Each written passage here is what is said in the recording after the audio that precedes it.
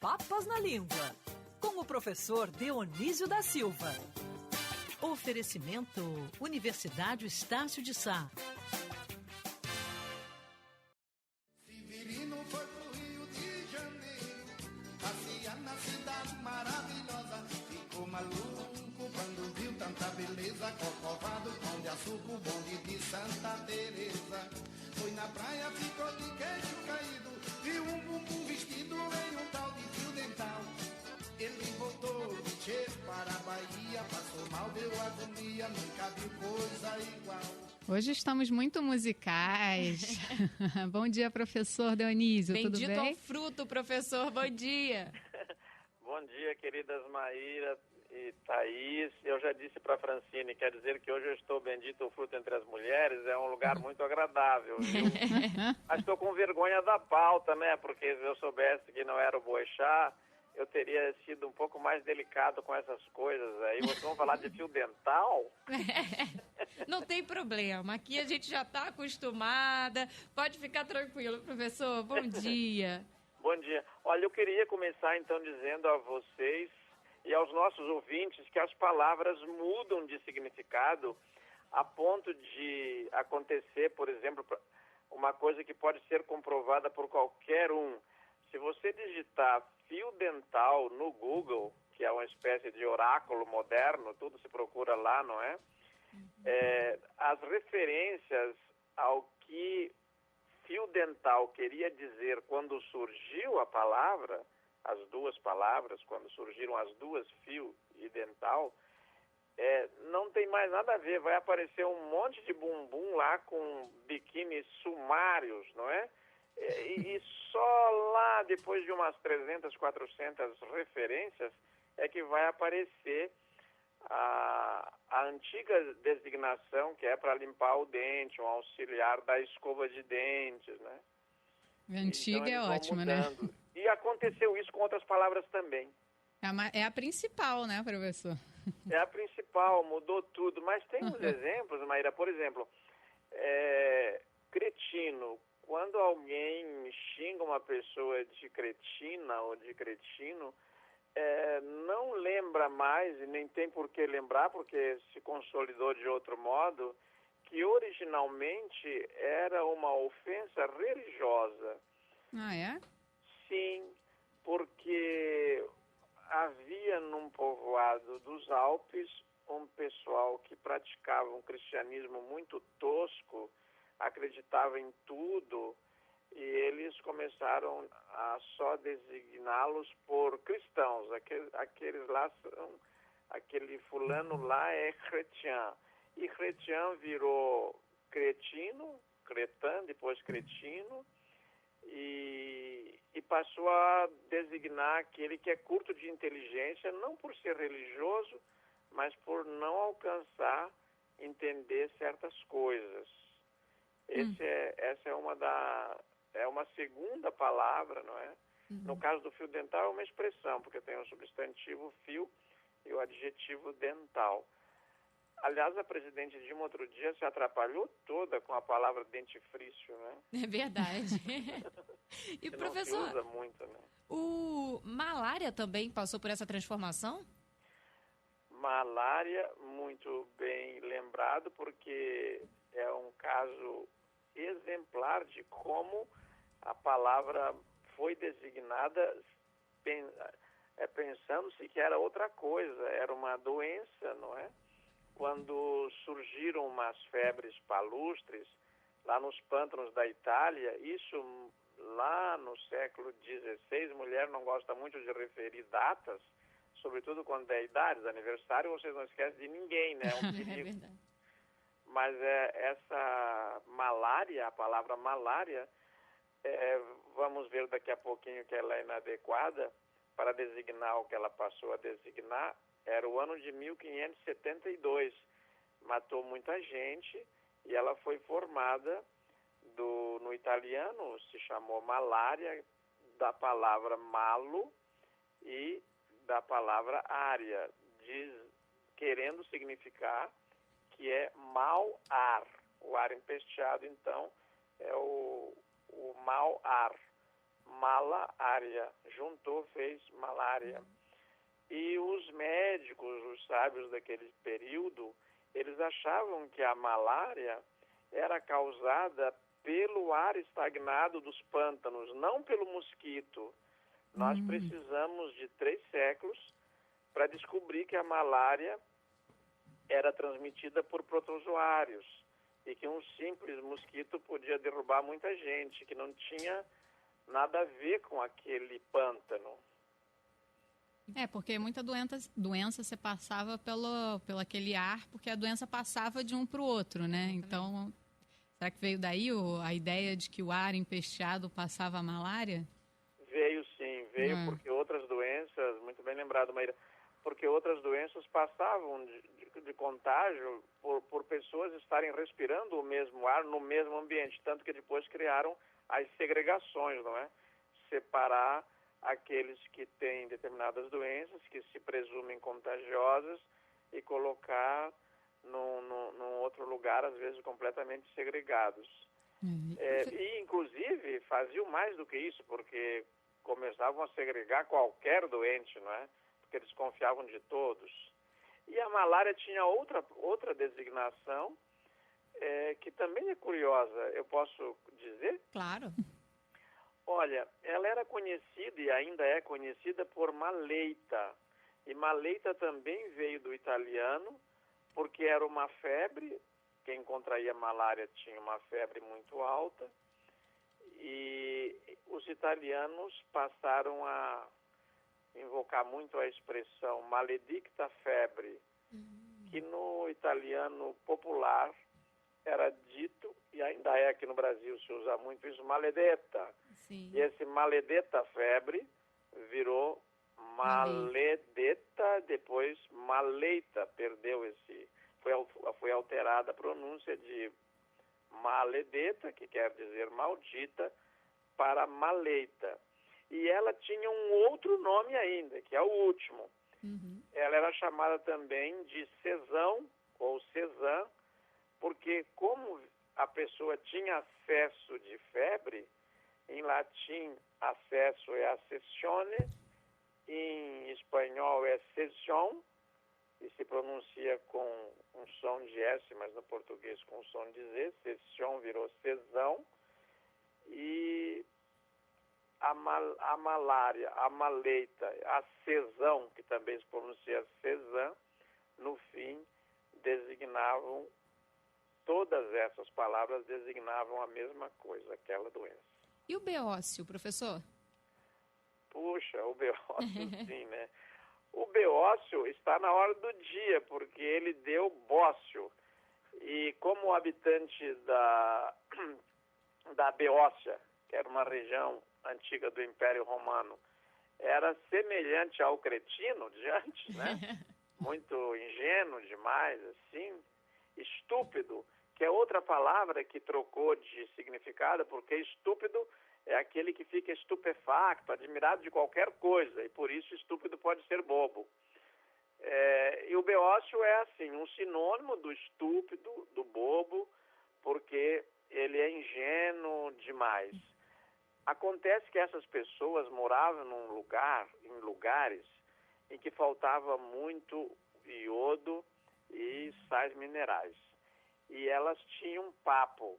Então, este papo passou a ser chamado também de bócio e se vinculou o beócio com o bócio.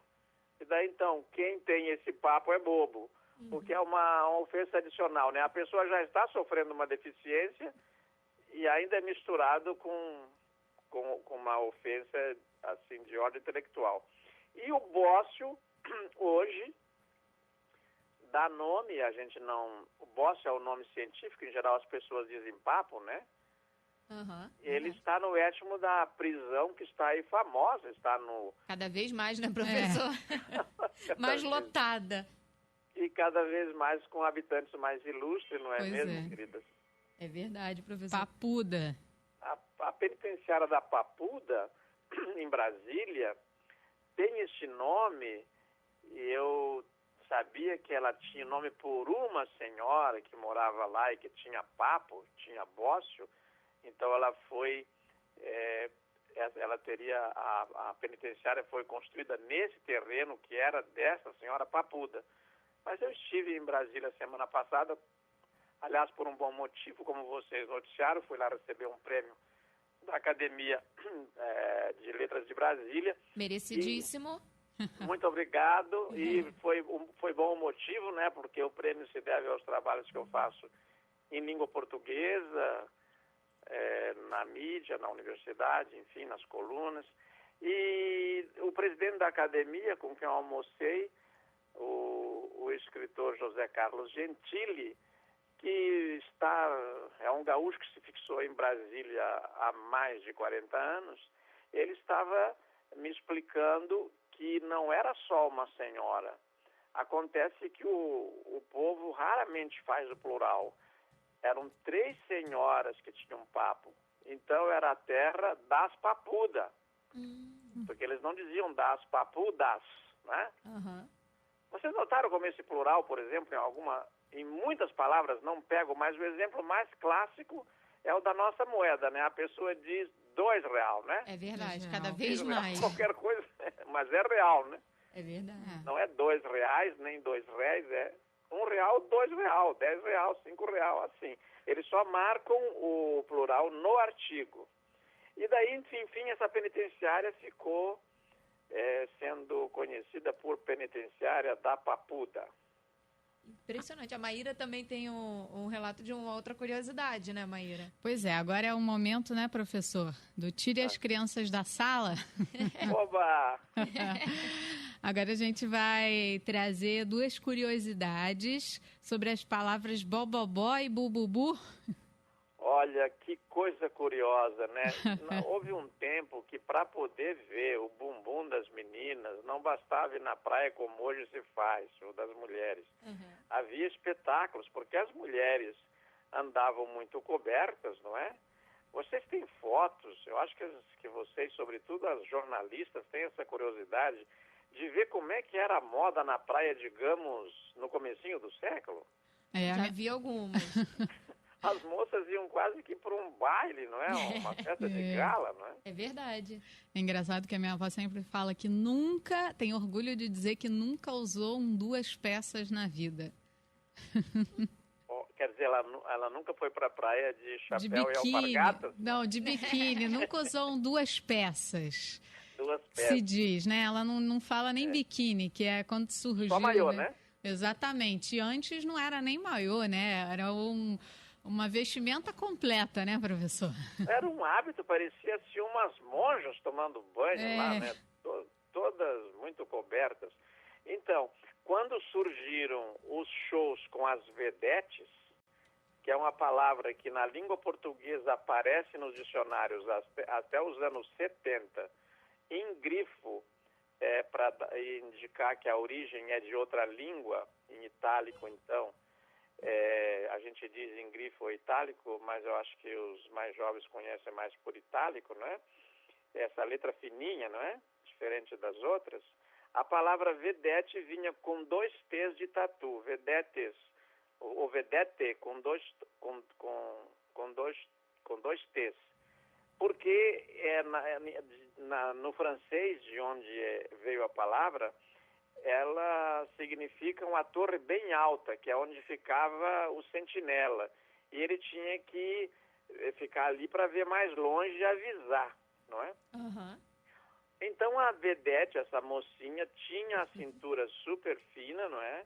As formas arredondadas e carnudinhas, subia lá de pernas de fora, com maiô ou biquíni. O caso da Virginia Lane, que foi amante do presidente Getúlio Vargas, a gente pode dizer isso porque a história comprovou, e essas vedetes subiam lá no tablado, ficavam nesse lugar alto, de onde todos podiam vê-las, contemplá-las, não é? E elas davam este show que era não mais do que um rebolado, assim, não é? E então vem aí o que você me dizia, tem bobobó no bububu. O cronista Antônio Maria, que comentava esses espetáculos, ele reprovou o mau gosto, porque quando eles quando eles deram o título de Tem Bobobó no Bububu, na verdade eles estavam dobrando a última sílaba de bobó, que já designava o sexo oral, e dobraram a última sílaba de bubu, que era a redução de bumbum. Então era realmente um baita palavrão, uma expressão obscena, chula. Por isso a Maíra tirou as crianças da sala. Tem bobobó no bububu, fazia uma referência direta a palavrões, não é? E que na época era uma coisa assim, esse espetáculo era um absurdo, né? Hoje Nada em dia... que um show de funk hoje em dia não troque, né? Não seja, né, professor? Muito mais explícito, né? E eles tinham esse cuidado, foi muito bem observado, porque eles tinham esse cuidado de só entrar os de maior idade, né? Porque não só não podiam assistir. Hoje o funk não só assiste, como fazem, como praticam o rebolado muito mais atrevido, meninas de menos de 14 anos, né? É verdade. Agora, professor, por falar em indecente, também já faz parte aí da conversa da semana, acho que a palavra que mais chamou a atenção no início da semana, e não dava para a gente passar direto por ela, é o pichuleco, professor. Da onde veio isso para a gente encerrar? Porque chamou muita atenção por causa da 17ª fase da Operação Lava Jato, essa palavra, né, que denominou essa fase da operação. Da onde surgiu isso? Thaís, eu queria fazer uma proposta que a moeda brasileira fosse o pichuleco, né, em vez do real, porque são necessários milhões de dólares para comprar um pichuleco, não é? Uma moeda poderosíssima, não é? O tesoureiro que está preso, esse tesoureiro do PT que está preso, que ia buscar o pichuleco, que ele usou sempre o singular, vim buscar o pichuleco eram milhares de dólares, né? É verdade. O real já está por baixo mesmo, então o pichuleco vale mais que... São necessários muitos dólares, milhares de dólares pelo menos, para comprar um pichuleco. Mas o pichuleco ele tem duas origens controversas. Eu quero, de público aqui, registrar meu apreço pelo Ney Lopes. O Ney Lopes estuda essas origens de palavras, sobretudo as que vêm de dialetos e de línguas africanas. Ele tem um dicionário de banto. Impressionante, ele é um grande estudioso, né, professor? E compositor também muito conhecido em todo o Brasil e um grande estudioso da cultura africana, né? Eu tenho um grande apreço por ele. O Ney Lopes é uma pessoa que eu respeito muito.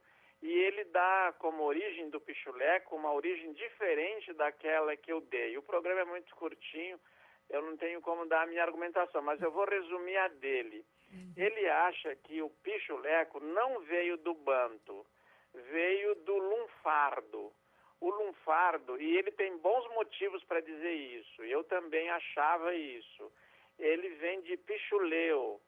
Esse pichuleu, lá no lunfardo, que é um espanhol falado na zona portuária de Buenos Aires, quer dizer pagamento por trampo, por um trabalho temporário, não é?